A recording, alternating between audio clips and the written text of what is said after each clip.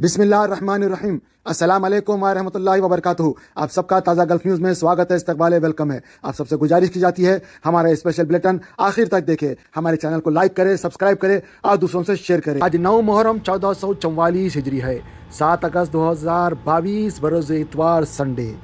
नबी अकरम सल्लल्लाहु अलैहि वसल्लम के आला अखलाक। एक देहाती ने मस्जिद नबवी में रफ़ाए हाजत कर ली।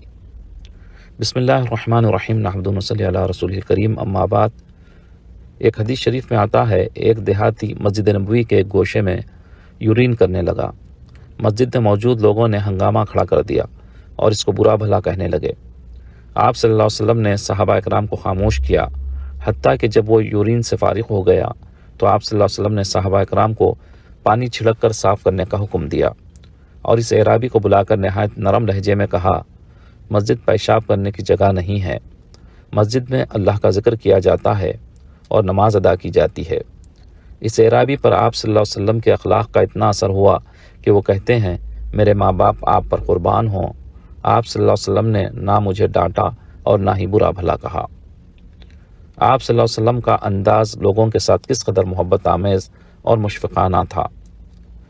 अगर हमारी गली में भी ये हरकत कोई करता तो हमारा इसके साथ क्या रवैया होता, हम खूब जानते हैं। अल्लाह ताला हमें नबी करीम सल्लल्लाहु अलैहि वसल्लम के अखलाक से मुज़य्यन फरमाए, आमीन या रब्बुल आलमीन। तुम जब इस दुनिया में आए हो अपनी माँ की कोख से, तो तुमने अपनी जिंदगी, अपनी रिस्क और अपनी इज्जत लिखा कर लाए हो। अगर कोई तुमसे कहेगा तुम मर जाओगे, तो कहना उससे तू क्या खुदा है? कहना उससे एक दीवाना हमारे सामने आकर कहा कि उस पर 4 गोलियां चलाई गई 6 फीट से, तब भी एक गोली उसके बाल को नहीं लगी, तो कहां से मौत आएगी? और फिर बोलेंगे ओवैसी जज्बाती भाषण देता है, नौजवानों को जज्बाती करता है। हम करते हैं जज्बाती, हमको फख्र है इस बात का। और वो नौजवानों को मैं सलाम करता हूं जो हमारे भाषण सुनकर जज्बाती हो जाते। मैं उन नौजवानों के मां बाप को सलाम करता हूं जिन्होंने ऐसे गयूर औलाद को, बेटी और बेटों को पैदा किया जिसमें जज्बात बाकी है। अगर किसी मासूम पर जुल्म हो रहा और तुम्हारी आंख में आंसू आए ना आए, तो क्या वो जिंदगी की निशानी है, मौत की निशानी है? बताओ मुझे। अगर कोई बच्चे को मारा जा रहा है गैर जरूरी से, तो तुम बचाओगे या उसको बोलेगे नहीं जिंदगी मौत का मामला है, घर के दरवाजे बंद करके बैठ जाओ? अगर किसी बच्चे को शिक्षा नहीं मिल रही है, तो क्या वो जिंदगी है या मौत है? बताओ। शिक्षा नहीं मिलना भी मौत है, रोजगार नहीं मिलना भी मौत है, राजनीति में हिस्सा नहीं मिलना भी मौत है, ठेकेदारी में हिस्सा मिलना भी नहीं मिलना मौत है, विधानसभा में तुम्हारी आवाज नहीं उठना भी मौत है। जिंदगी की बात तो मैं कर रहा हूं, हयात की बात मैं कर रहा हूं, आवाज को उठाने की बात बाबू सिंह कुशवाहा हम कर रहे हैं। ये लोग आपको डर कर, खौफ दिलाकर घरों में बिठाने की बात कर रहे हैं। हम आपसे कह रहे हैं कि अपने घर के दरवाजों के साथ साथ अपने दिल के दरवाजे को खोलो। अपने दिल में जो दस्तक दे रहा है तुम्हारा दिल कि अब वक्त आ चुका है हिस्सेदारी का, साथ दो पतन का, ओवैसी का और कुशवाहा का। एक मर्तबा अपने दिल पर यकीन कर लो, एक मर्तबा अपने दिल पर यकीन कर लो। याद रखो, दिमाग से पूछेंगे तो दिमाग बोलेगा सपा बीजेपी। जब दिल से पूछेंगे तो दिल क्या बोलेगा? दिल क्या बोलेगा? दिल बोलेगा प्यारे प्यार किया तो डरना क्या। ये एक तरफा मोहब्बत नहीं है। हां, मोहब्बत जिंदाबाद। चाचा मुगल आजम के दौड़ के हैं। वेरी गुड चाचा, मोहब्बत जिंदाबाद, नफरत मुर्दाबाद। और फिर अब बीजेपी के बारे में आप देखिए, मुख्यमंत्री और प्रधानमंत्री, हमने कहा था कि देखिए अब रिपब्लिक हम पर कैमरा लगा दिया, प्रधानमंत्री पर बोलते ही तैयार, क्योंकि इनके प्यारे का जिक्र हो रहा है। प्रधानमंत्री ने कह दिया कि सांड, चुट्टा जानवर, मैं इसका हल निकालूंगा। प्रधानमंत्री 5 साल के चाय पी के सो गए थे आप? प्रधानमंत्री ने क्या कहा 10 मार्च के बाद? अच्छा, 70 लाख नौकरियों का वादा बीजेपी ने 5 साल पहले किया था, नहीं किया था? अब प्रधानमंत्री ने एक नया आइडिया दिया कि नौकरी छोड़ो, ग्रेजुएट बच्चे जो रात में पढ़कर, गरीबी में पढ़कर इम्तिहान लिखने जाते, उनका पेपर लीक हो गया। तो प्रधानमंत्री ने कहा बेटा बेटी फिक्र मत करो, तुम्हारी डिग्री तुम कचरे कुंडी में डाल दो। मैं तुमको गोबर से इनाम दूंगा। गोबर लो, पैसा कमाओ। क्या दिमाग है? आप कह रहे हैं कि चुट्टा सांड रात में फसल खा लेके बर्बाद कर देता है। तो प्रधानमंत्री ने कहा, भाइयों बहनों, ये मोदी ही नहीं किया, एक किसान को मैंने 2 नौकरी दे दी। किसान बोला, 2 नौकरी? हां, तुम दिन में मेहनत करो, रात में जाकर अपनी फसल की हिफाजत करो। ये भी मैंने किया। क्या दिमाग है? तो बाबा ने कहा, है बादशाह सलामत ने कह दिया तो वजीर को भी कुछ कहना पड़ेगा। तो वजीर ने कहा कि अगर मैं मुख्यमंत्री बन गया खुदा ना खास्ता, तो मैं एक सांड और एक गाय के ऊपर 900 रुपये दूंगा। अस्पताल के लिए पैसे नहीं, कोविड में ऑक्सीजन के लिए पैसे नहीं, डॉक्टरों की भर्ती के लिए पैसे नहीं, नौकरियों की भर्ती के लिए पैसे नहीं, तो योगी ने कहा एक सांड के ऊपर 900 रुपये। अब आप सुनिए, इनकी नाइंसाफी तकलीफ होगी आपको। उत्तर प्रदेश में जो विकलांग लोग हैं, अपाहिज, हैंडीकैप, उनको महाना जो पेंशन मिलता है 1000 रुपये।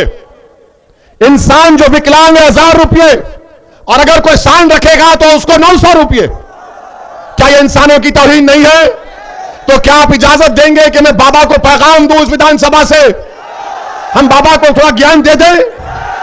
हम बाबा से कहना चाह रहे हैं, बाबा, एक इंसान जो विकलांग है उसको 1000 रुपये और एक 4 टांग के जानवर के लिए 900 रुपये। तो बाबा, आप जानवर का वोट ले लो, हम विकलांग का, इंसानों का वोट ले लेते हैं। आप बताइए कौन सा इंसाफ? अब मोदी जी कह रहे कि जिसको राशन मिला वो मोदी का नमक खाया। अब बताओ इस विधानसभा के गयूर अवाम, मीडिया के लोग भी सोच लो, क्या तुम देश का नमक खाए या मोदी का नमक खाए? किसका नमक खाया आपने? मोदी का तो नहीं खाया ना। अब मोदी जी बोल रहे कि मेरा नमक खाए, और फिर ये कह रहे कि मैंने राशन दिया, राशन दिया। अरे 500 रुपये का जब राशन किसी महिला को दिया, तो क्या उस महिला से जाके पूछो 1400 रुपये का सिलेंडर भी तो खरीदना पड़ा? ये 500 दिया मोदी ने और 1400 खींच लिए। तो मोदी का तो फायदा हो गया ना, फायदा हो गया ना। या अय्युहल्लज़ीना आमनू हल अदुल्लुकुम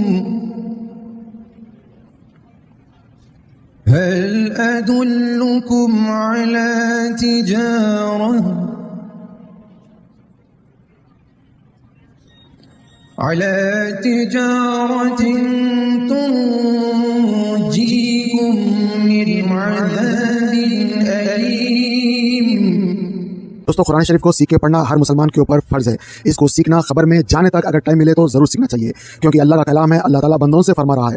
लिहाजा क्या अल्लाह ताला फरमा रहा है, ऐसा क्या है कुरान शरीफ में, हमको सोच समझ के देख के पढ़ना, और पढ़ने के साथ साथ हमको उसके ऊपर प्रैक्टिस करना है, तब हम सही जाके मुसलमान बन सकते हैं। वरना हम खाली पीली के जो है खाली नाम के मुसलमान रहेंगे, और कुरान शरीफ में क्या लिखा हुआ है, अल्लाह हमसे क्या फरमा रहा, कभी हमको पता नहीं चलेगा। आप जब पढ़ेंगे, समझेंगे, तो आपको एक मजा आएगा। और एक अजीब बात यह है कि जो आदमी जितनी मोहब्बत से पढ़ता है, उसको अल्लाह ताला उतने खजाने खोल के दिखा देता है, उतना विजन उसको नसीब होता है। बहुत सारे लोग गरीब रहते हैं, लेकिन जब कुरान शरीफ पढ़ते हैं तो अल्लाह ताला उन्हें अमीर कर देता है। बहुत सारे लोग परेशान होते हैं, कुरान शरीफ जब पढ़ते हैं तो अल्लाह उनकी परेशानियां दूर कर देता है। बहुत सारे लोगों का अजाब कुरान शरीफ पढ़ने की वजह से खत्म होता है। आप लोगों से गुजारिश की जाती है, यहाँ पे जो दिखाए गए नंबर्स के ऊपर इनको कांटेक्ट करें, चाहे आप इंडिया में हो या पाकिस्तान में हो या सऊदी में हो या यूके में हो या यूएसए में हो या गल्फ में कहीं भी हो, किसी दुनिया के किसी भी खिते में हो। आप लोगों से गुजारिश की जाती है कि आप लोग भी अगर पढ़ाना चाह रहे हैं तो मुझे नंबर दे, मैं अपने चैनल के ऊपर फ्री ऑफ कॉस्ट प्रचार करता हूँ। दूसरी बात, अगर कोई पढ़ना चाहता है तो याद रखिए, अगर आप इंडिया के हैं तो इंडिया का नंबर है, पाकिस्तान के है तो पाकिस्तान का नंबर है, यूके के है तो यूके का नंबर है, गल्फ के है तो गल्फ का नंबर है। किसी से ही पढ़ ले, पर्देदार ख्वातीन भी पढ़ा रही है, मर्द हज़रात भी पढ़ा रहे हैं। आपको पढ़ना है, आप हो या मैं हो, जरूर पढ़ना चाहिए, वरना बहुत बड़ी गलती हो जाएगी। अल्हम्दुलिल्लाह रब्बिल आलमीन, सारी तारीफ अल्लाह के लिए, लेकिन अगर आप गलती पढ़ देंगे तो सारी तौर पर अल्लाह के लिए हो जाएगी। तो मेरे को माफ करे और मेरे लिए भी दुआ करे, अपने लिए भी दुआ करे। अल्लाह सबको हिदायत दे, आपस में मोहब्बत दे, और कुरान शरीफ से इश्क दे, सिखा, समझा, पढ़ा और अमल करा। आमीन। अस्सलामु अलैकुम वरहमतुल्लाहि वबरकातुहू। कुरान पाक को तजवीद से पढ़ने की अहमियत। कुरान पाक को तजवीद से पढ़ने की अहमियत यह है कि कुरान करीम अल्लाह अज़्ज़ा वजल का कलाम है। उसके हुकूक़ में एक अहम तरीन और अव्वलीन हक़ यह है कि सेहत अल्फाजी, ज़रूरी क़वाइद तजवीद की रियायत करते हुए उसकी तिलावत की जाए। कुरान में अल्लाह अज़्ज़ा वजल का इरशाद है, वरत्तलनाहु तरतीला, हमने उसे तरतील के साथ नाजिल किया है।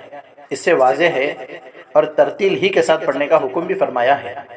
चुनांचे दूसरी जगह इरशाद है, वरत्तिलिल कुरआन तरतीला, और कुरान की तिलावत इत्मीनान से साफ साफ किया करो।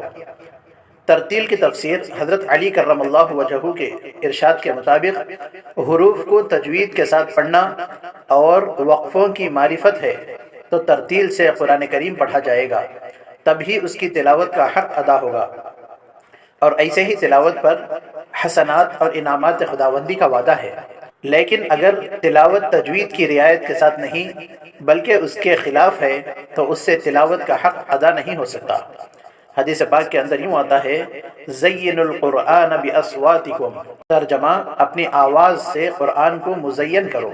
वहस्सिनुल कुरआन बिअस्वातिकुम फ़इन्न सौतल हसन यज़ीदुल कुरआन हुस्नन, अच्छी आवाज़ से कुरान को पढ़ो क्योंकि अच्छी आवाज़ कुरान करीम के हुस्न को बढ़ा देती है। अऊज़ु बिल्लाहि मिनश शैतानिर रजीम, बिस्मिल्लाहिर रहमानिर रहीम, इन्ना नहनु नज़्ज़लना ज़िक्रा व इन्ना लहू लहाफ़िज़ून। वक़ाल फ़ी मौज़िइन आख़र वलक़द यस्सरनल क़ुरआन लिज़्ज़िक्रि फ़हल मिन मुद्दकिर। इक़रउल क़ुरआन बिलुहूनिल अरबि व अस्वातिहा, कुरान करीम को अरबी लहजे में पढ़ो। मुहक्किकीन उलमा ने तसरीह फरमाई है कि बग़ैर तजवीद कुरान पढ़ने वाला मुस्तहिक़ सवाब नहीं।